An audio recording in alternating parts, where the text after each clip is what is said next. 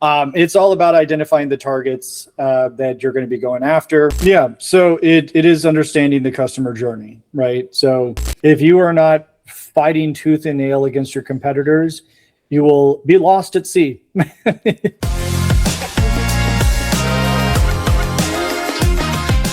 In today's episode, we have our new guest in SEO Lab that we're joined by Vaughn English, a B2B sales expert and a leader who helps companies build scalable revenue engines, create predictable pipelines, and strengthen enterprise relationship. So once again, welcome, Vaughn. Yep, thanks for having me, Bertrand. Happy to be on. Thank you. So let's start by focusing on helping B2B companies. So first of all, yeah. It always depends. I've been in a lot of different B2B roles, but from small to large, everybody has their own problems that you got to deal with and you got to know how to fix, right? But it's all about identifying the targets that you're going to be going after, right? That ICP, and once you have that dialed in, then it's about timing and it's about intent. Yeah, but how do they measure success and revenue, and if this thing is working for them, from your point of view? Yeah, it's ROI, right? So it's the cost that's being put into it. So it's sometimes a little tough to measure ROI on marketing versus outbound sales. And especially with outbound sales being even harder than it's ever been, right? I mean, in 2026, you get so many spam calls and so many spam emails that it's tough to actually get a hold of your targets anymore, right? So it's always becoming that kind of like balance of, do we need to put more into marketing? Do we need to put more into sales? Do we need to invest more into the tools that help with our outbound sales? It's tough to say, right? Because if you're targeting small businesses, you need a lot of them, right? But if you're targeting, logos, you only need one, right? So it could be 3 to 6 months of you working on the same logo. And by the time you get that contract finally closed after 6 months, you're covered for the year. Yeah, that makes sense. But I think it's pretty hard to get to this kind of level of work that they will actually agree to work with you or your company. How hard do you find this to get a yes for the enterprise companies to somehow work? Yeah, so enterprise companies are very difficult, especially if you don't have a warm introduction, right? So the cold approach is, bothering them until they tell you no. And they'll keep deflecting too. They'll tell you, hey, not this quarter, reach out to me next quarter or end of the year or whatever the timing might be, right? But outbound sales is volume. You have to email, you have to LinkedIn, mix up some text messages, you got to make phone calls. It's all about volume to basically hit your metrics. So you're saying it's all about numbers. It's in a numbers game. The more the better. Yeah. Soon you get a yes. Yeah, and I'll be honest. I mean, there are some like sharper ways to go about it, but nothing really quite beats volume compared to if you research all day long and you say, okay, this person is brand new to the company, they just got hired. This is a perfect time because they're evaluating vendors. If I reach out to them right now, this is the perfect time because they actually have intent to buy. Still doesn't actually guarantee, one, that you'll even get in on that conversation, or two, that you'll ever get a response, right? So all that same time that you spent researching and finding that perfect target could still yield nothing compared to the person who is doing, thousands of emails, hundreds of calls to get the people on the line and get those meetings. Because you have to build the relationship first before anybody's going to buy from you. Yeah, I think that's the hardest part when you're trying to create something, or even create a connection with those specific businesses. But how should a business or a company should approach business to business or enterprise before even met? If they know you, if they found you on Google or even ChatGPT, it's easier because they come to you. But what if you want to go to them? If you want to go to them, you do need to have proper research, right? So the days of being able to send the same email to 1,000 people, it's not going to work anymore, right? I don't know if you do much as far as email campaigns, but it used to be pretty easy to just have a templated email specific for the industry. Maybe your list is a little segmented, and that was enough to get replies. But that's not enough anymore, right? Email service providers are marking anybody who's doing high volume of emails, and they mark them as spam very quickly. A lot of people don't know this, but you shouldn't be sending more than 30 to 50 emails out of your own personal inbox every day. If you're sending more than that, ESPs are flagging your account and marking you as spam. So to actually get in front of that target, it's got to be researched. It's got to be personalized. They have to know the email that you are sending to them is for them and not for anybody else. And not even anybody else at their company. It's got to be just for them. And if you have that personalization, that's how you get the door open and how you actually get a shot at that first conversation. And after that, it's just a vibe check. Anymore, there's so many people doing so many different things. It's a sea of different services and products. You want to work with people you know, and you want to buy from people you know. So the first time you ever talk with someone, it's just a vibe check to see whether or not you guys are on the same page. Yeah. So how SEO will help you in all this when you try to reach? Yeah, so I believe in organic SEO. There's two different camps whenever you talk SEO. There's people who believe in ads, and there's people who believe in organic, right? I believe in building your organic side so you always have that passive inbound. But it is a lot of upfront work, and it does take a lot of time to yield the results. And most people don't have the patience to build out proper organic SEO. But SEO is probably one of the best ways to get that conversation, to get that vibe check, to start building that relationship with that individual. It makes sense. But yeah, how do you think, what B2B companies usually get wrong when they're trying to implement SEO?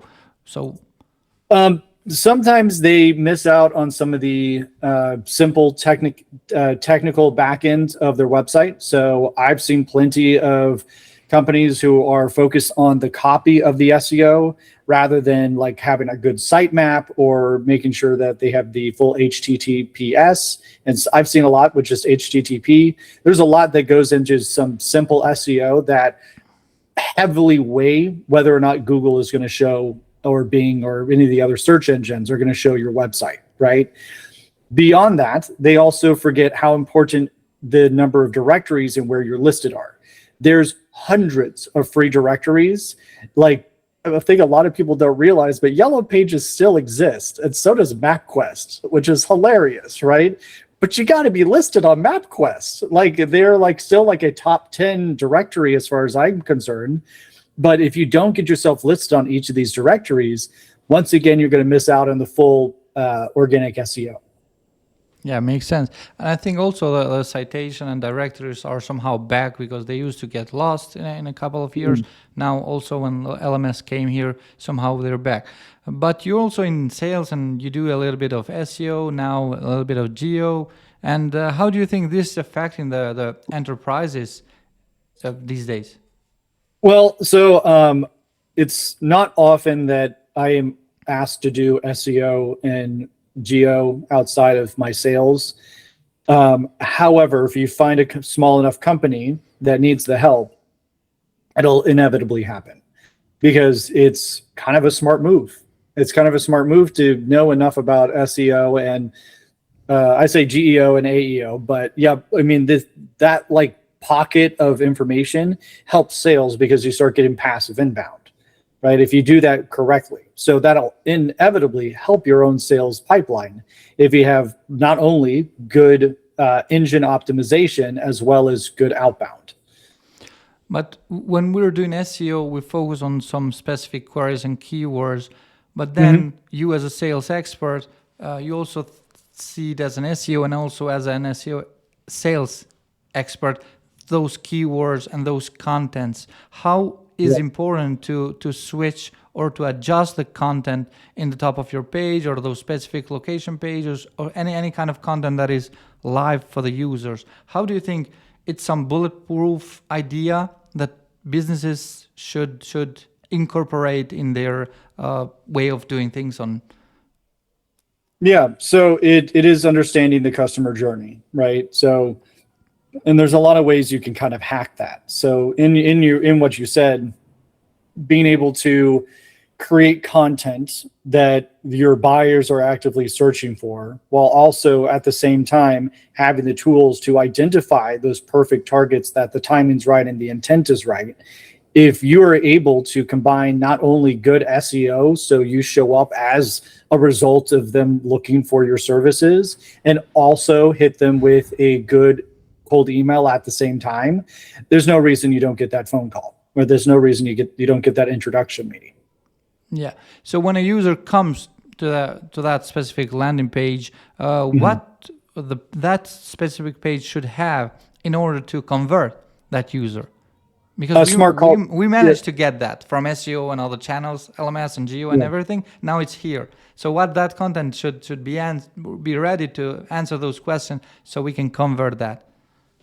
Right. So, and that's where we continue down the customer journey, right? So now that you're now a top result on Google and someone has found your services and have landed on your website, what is the rest of the customer journey, right? It is your CTA, right? It is establishing trust, and they need to be able to trust you to give you their information. So website has to look clean. It has to load quickly. You have to have a clear call to action. You can't have competing call to actions. I've seen plenty of sites where it's like, I don't really know where you want your first customer to go, right? Do you want them to go this way? Do you want them to go that way? A proper funnel that takes them through the good customer journey, big CTA. This is where I want you to go next. Teaches you about the company, builds that reputation with us, and then simple, low barrier, low friction, contact form. If you're interested in services, you can contact us here, or you can provide your information, right? Because it's all up to the salesperson to actually get that meeting and build that relationship. But the website's job is for them to feel safe enough to give you their personal information.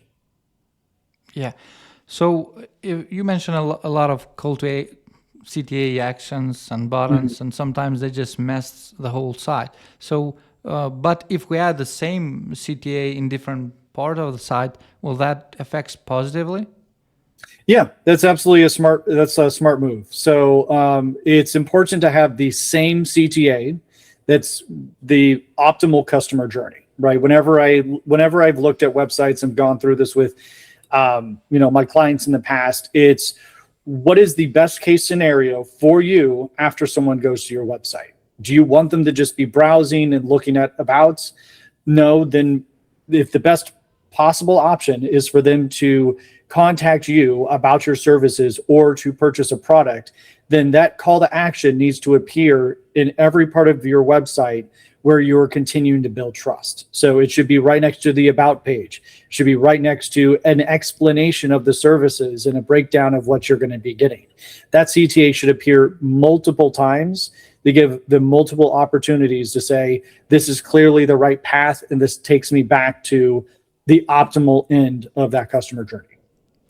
So I think it's very crucial for the SEO team and also sales expert to communicate clearly and to set clear expectation what to do and what to expect for the whole journey, so it will be converted into revenue at the end of the month, or it depends. Right, exactly. So it's unfortunately very common to see in large organizations marketing and sales completely separated and not working as a team, and that very often creates a lot of friction between the leads that are coming through and the volume of leads and whether or not they convert or not. It's a very common conversation I've had where there's this miscommunication because it's not put together as a team. It's two completely divided entities. So when a B2B company invests in SEO, when should they be prepared to expect results these days? It's going to take 60 to 90 days. 60 to 90.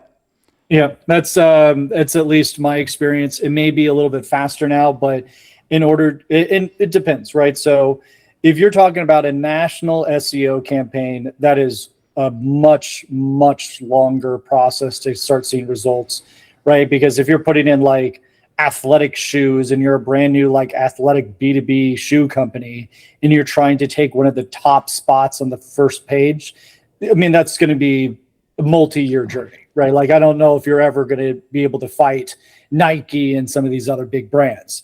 But if it's local SEO and you focus on a good region and a zip code, you can get a pretty quick results in 30 days, right? I mean, all you need is a good Google business profile, a good Yelp profile, Facebook. You have to hit the social medias, hit the different directories. Then your website has to have a dedicated page for that area that you serve. If you do all that, 30, 60 days is much quicker.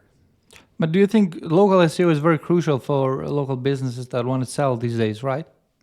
Yeah, for sure. Right. So if you're talking to a hairstylist and she's like, hey, why am I not getting, as many customers recently? And you go take a look and yeah, they're not listed. Their website doesn't have, the hometown that they work in. They don't have proper directories. They don't have proper social media. That's immediately going to fail on local SEO. But it's a very quick fix, right? If you get all that stuff fixed, very easily you'll be a top result compared to your peers. Yeah, and also you can track with different tools as well how well you're seeing the results in different areas, and you can see what to focus on. Yeah. So what else for local businesses in local SEO and Google Business Profile? Because now we also need to end up in LMS, because that's what people are intrigued, and that's where all this thing is going. So how do you think this local business, are they going to be able to survive when the AI takes over completely? Yeah, they'll be okay, but it is becoming more and more common we're starting to see the results of SEO kind of dropping off a little bit because people are going to ChatGPT and Gemini is doing its automatic summary of the results. It's so crucial for local businesses to do their directories correctly, their social medias correctly, their website correctly, because it's no longer going to be someone who's going to spend more than 30 seconds trying to find a service. Everyone's patience is shot. It's gone, right? So you either have the answer instantly or you're not going to be getting your business. That's the way I see it. So yeah, I mean, if you stick to what you've been doing for the last 10 years, it's not going to work much longer. Yeah, it's like TikTok. It changed the whole life and the whole ecosystem. Everybody's fast. They want to watch a reel or a TikTok video, move next. I think also everywhere is like this nowadays. We want to see a prompt. We're not going to read 5 paragraphs. We want that specific answer. We can go back and forth. But how should SEO be seen as we're approaching the mid of 2026, and how do you think the LMS are evolving in SEO, and what we can expect by the end of this year? The whole SEO game is going. I mean, I think the SEO game is it's still a lot of the same practices are still in geo and AEO. It's still the same thing to a degree. The difference that I'm seeing is how important it is that you have good backlinking. That's become, I think, the number one trick to actually staying alive as SEO dwindles off and people use, GPT and Gemini and Grok much more, right? Because you go to GPT and you say, hey, I need a good breakfast place nearby. It's gonna go to the directories. It's going to check there. It'll also check listicles, right? So, and that's where good backlinking is important, because if you don't have yourself listed on other places that these AI are using to source their information, then you're not going to be an option. Yeah. So you're saying that backlinks are more important than ever, because nowadays, I totally agree with you, because we did reverse engineering, but nowadays I'm hearing different SEO experts and gurus pretending that no, it's not very important. But the moment that we do reverse engineering, we saw what you already said, that a lot of businesses end up in Grok or end up in different LMS just because we had a good quality backlinks, not a spammy backlinks from a different farming links, but from a source that exists and provide perhaps a good post, guest post that talks about you. So you're totally saying that backlinks are one of the most important to end up in LMS. Yeah, absolutely. I think that's going to be and it's I've seen it for myself, and it's funny being in the industry and then using it, right? So even the other day I was looking up some place to eat nearby, and I was like, what's someplace unique that, I should, because I'm currently in San Francisco, but I'm here temporarily and I'm going to be heading back to Miami. And so I'm trying to okay, what are some important places for me to go visit before I leave San Francisco? And because I'm a big pro AI guy. I think AI is great. I know there's a lot of AI haters out there. This is not the episode to talk about why I'm pro AI, but I do have, I think, enough justification for it. Yeah, we can talk about AI because it's very part of our life. Yeah, but I asked it, and what was funny to me as the results of it is it didn't recommend highly reviewed places. It recommended places that appeared in other articles. So even though it was like a 3.7, which is like, why would I eat there? Those are horrible reviews. It was a number one recommendation because it's listed in another article. That is the power of backlinking, and so whoever was working for that restaurant knew what they were doing, got themselves in the right places, and now their recommendation is like top place to eat in San Francisco before you leave, even though they have bad reviews. Yeah, so you're saying that reviews cannot save you at this stage? No, not anymore. Reviews are still very powerful, because I saw 3.7 and said, no, I'm not going to eat there. Like, it doesn't matter how good your engine optimization is. I'm not going to eat there because you got 3.7. People clearly are having a bad time. So reviews are still powerful to convert, right? So you still need the good reviews to convert to customers, but showing up and being an option at all is the top priority, because you have to be an option in order for somebody to even find you.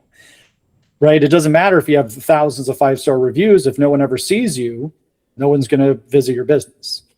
Yeah, clearly people gonna be scared when they see less than 3.8, or even sometimes depends to the industry, and especially when they want to eat, it's better to have 4.5 or 4.8, because it's hard to decide.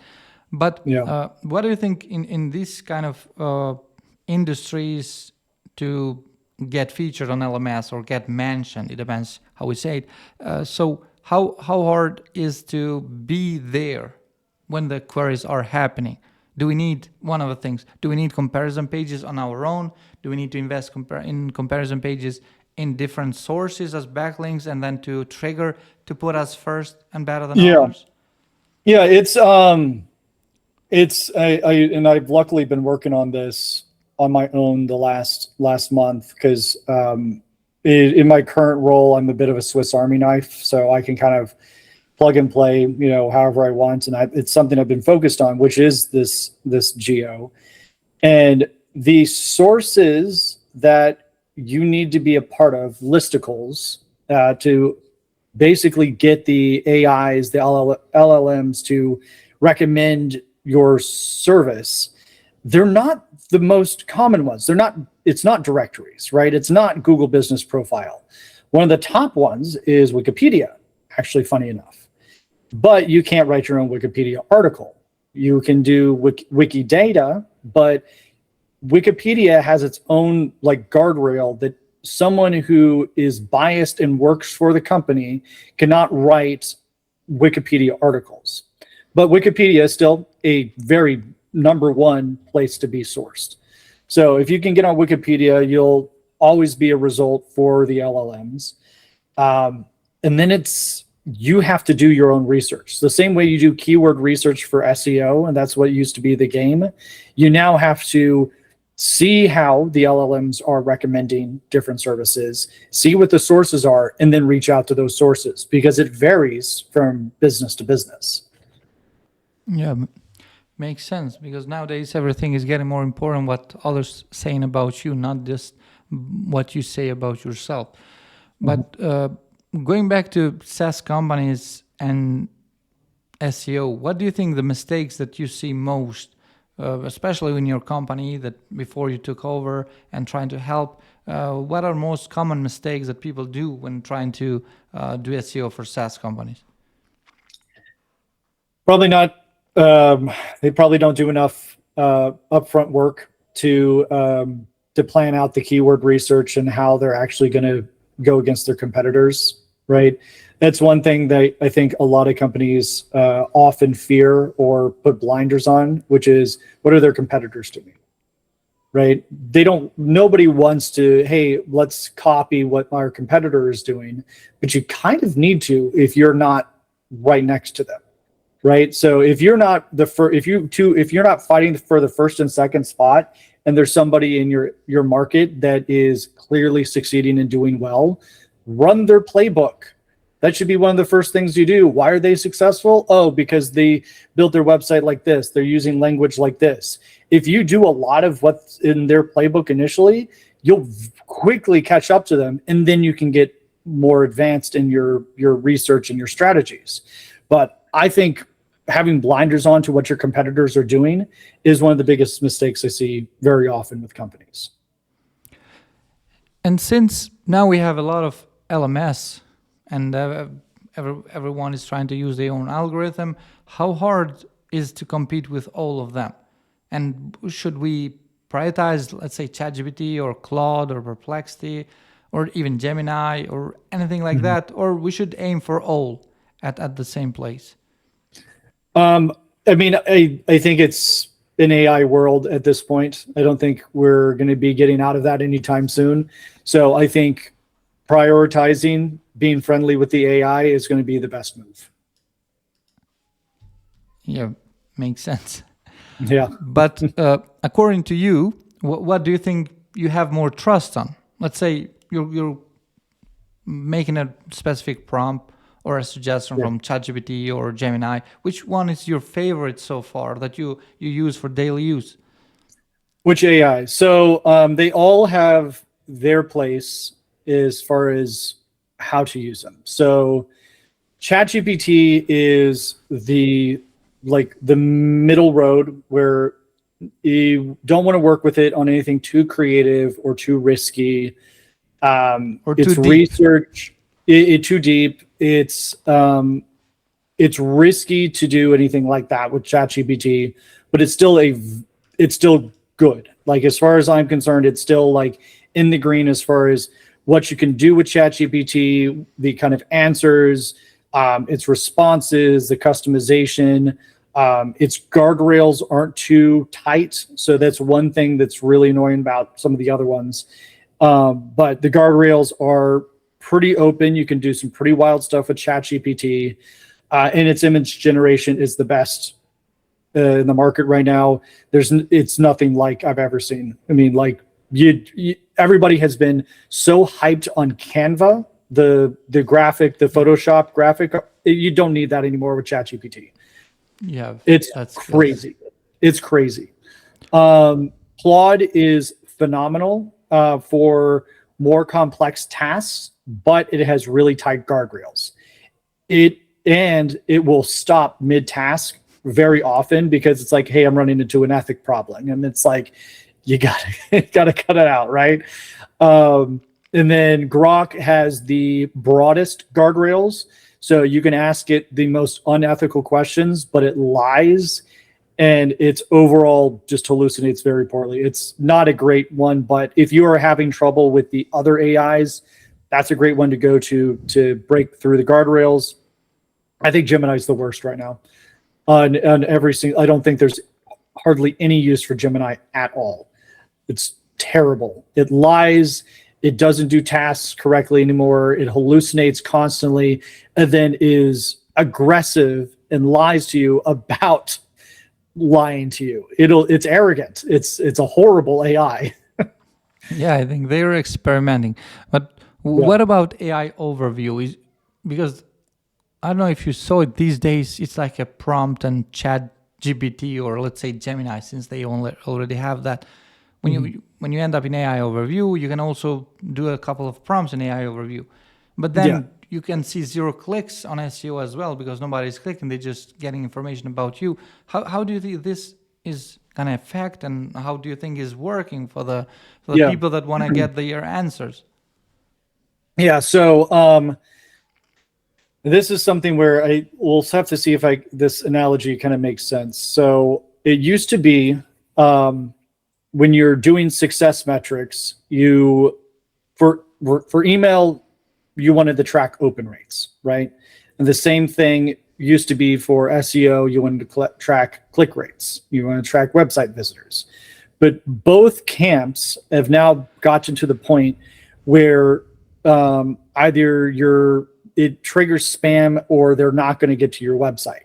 So you have to go into the next metric over, which is conversions, and its actual reply rates, right?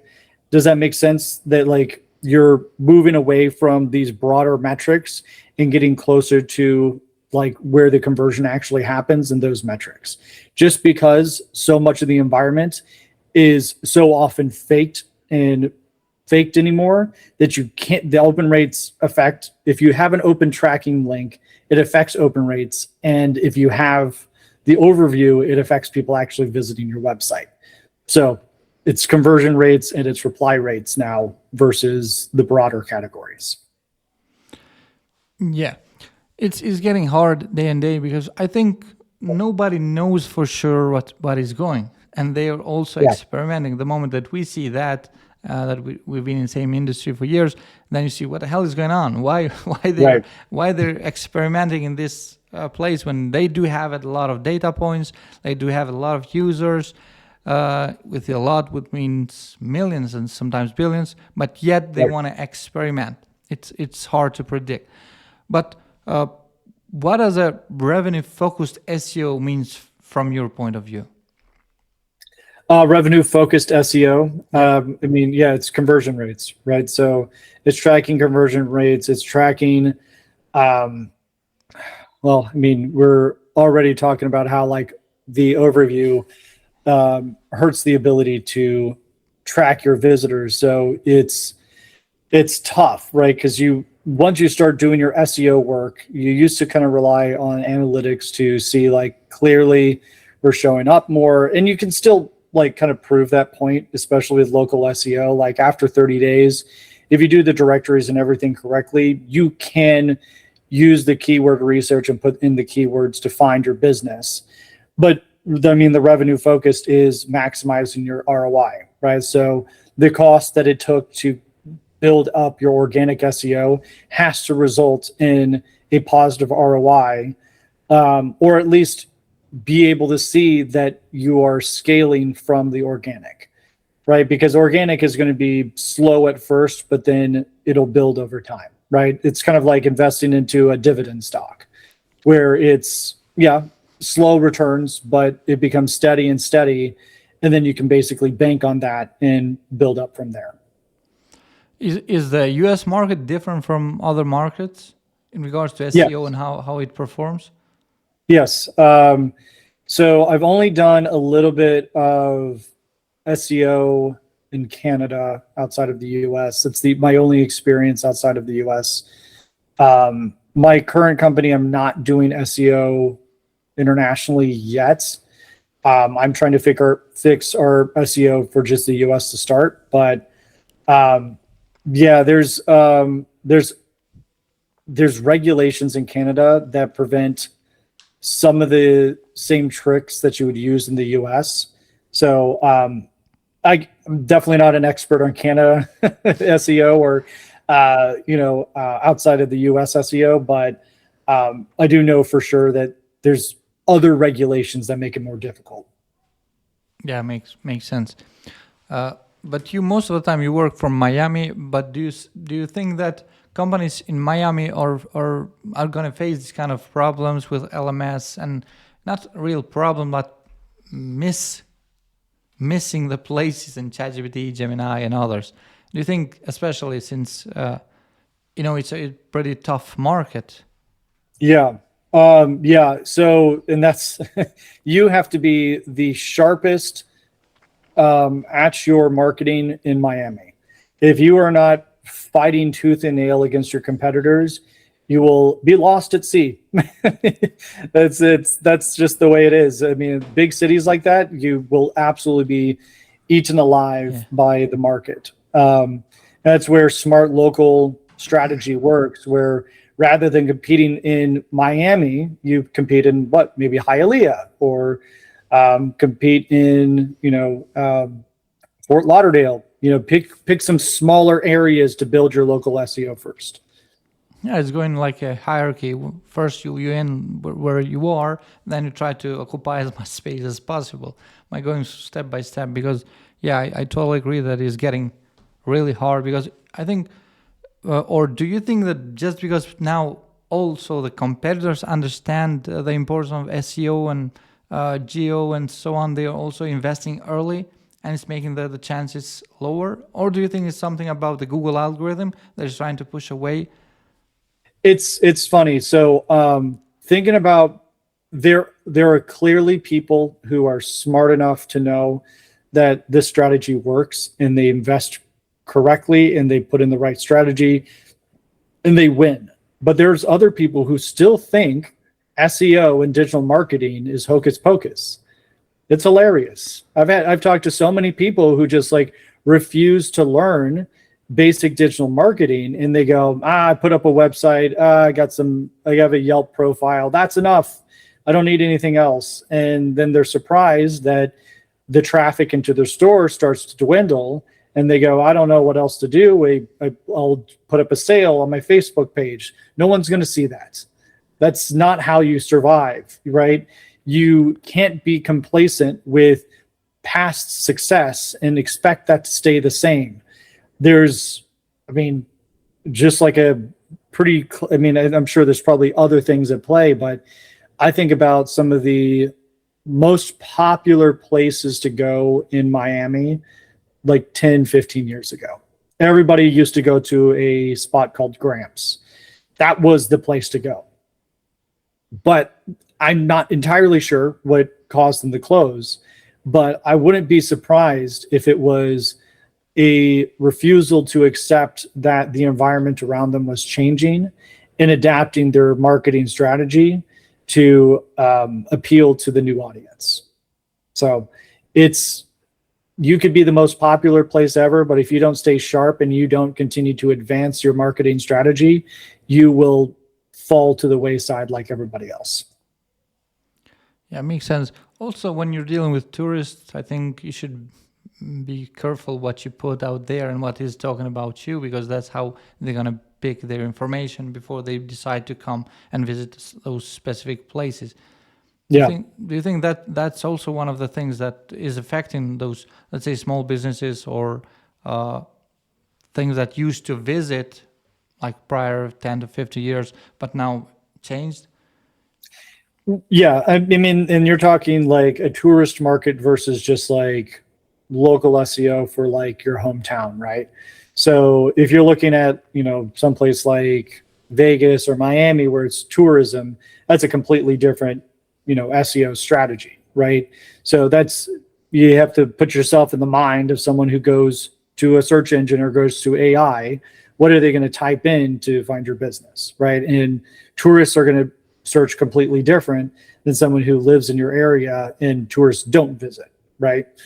So those strategies are completely different, and you do need to adapt to who your audience is, right? So yeah, that's also another thing that we're not on, which is who is your audience, and that's how you also optimize your strategy. Yeah, before getting there, do you think that this is what makes local SEO directly international SEO as well? Because people from around the world can check how many reviews you have. You don't need to be in your local area just to check how many reviews what the people are saying about you. So that's also important for that specific business as well, because now you're international.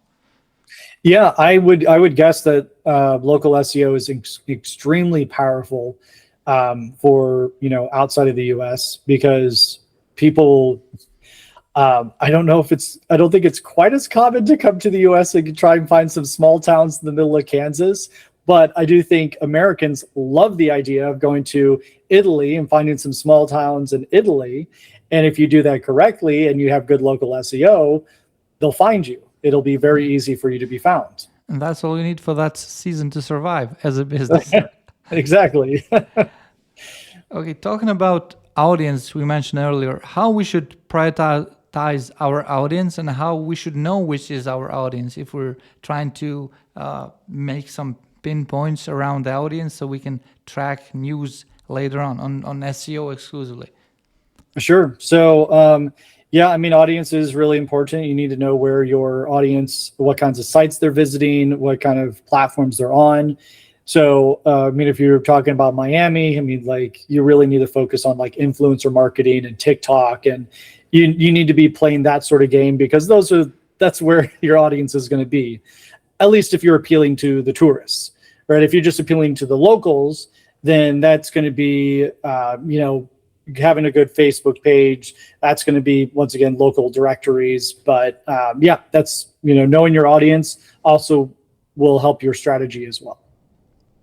Okay, we're approaching to the end. So what would be, Sure. how do you think the last thing or the last message or the first message would be to the users out there that are somehow fighting against LMS and trying to put them down? And what's your mission and what's your last message to them, and how should they use in order to benefit as well? Yeah, this is, we're in an era where we are, once again, a new technology has come about. 20 years ago, it used to be like, hey, you're using the internet. How lazy are you that you have to look up your answer on the internet rather than in a book, right? Or you mean even like 100 years ago when electricity was still kind of taboo. That was a funny one. I don't know if people remember ads in like the newspaper saying, oh, you're going to bring electricity into your house. It'll blow up your whole house. It'll kill your family. Wild stuff, right? But every time we get these big jumps in technologies, there's always groups of people who say, no, I'm not going to do it. And at this point, be a first adopter. It'll help your business tremendously. You'll learn faster. You'll work with the tools, and you will see faster results if you adopt quicker. But if you wait until everybody else has adopted it and you're forced to adopt it, grimacing along the way, it'll be too late for you at that point. So I am a big fan of advancing technologies and AI. I'm always one of the first users, and I think it's a good mindset to be in, to be open to explore and open to new ideas. Okay, one question that I ask every one of my guests is, Sure. when to fire clients or when just to quit working with them? When to fire clients and when to stop working with them. You need to manage them as well as you manage your employees, and you need to have proper roadmaps, proper timelines, and proper expectations set up before you engage. And that will give you a good way to, check back against whether or not their work is going well. If you don't have that set up in place, it's going to be very difficult to know when to fire somebody. When you're talking about local SEO, you should see strong results 30 to 60 days. If by 60 days you are not seeing something measurable that at least your client cannot prove, that's when you fire them. Yeah, that makes sense. Okay, Yeah. Vaughn, thanks again for doing this exclusive episode. I'm very helpful and also happy that you shared all this kind of information for the audience that's gonna listen to this podcast and also watch. So thank you very much. Yeah, thank you for having me on. It was a very fun conversation.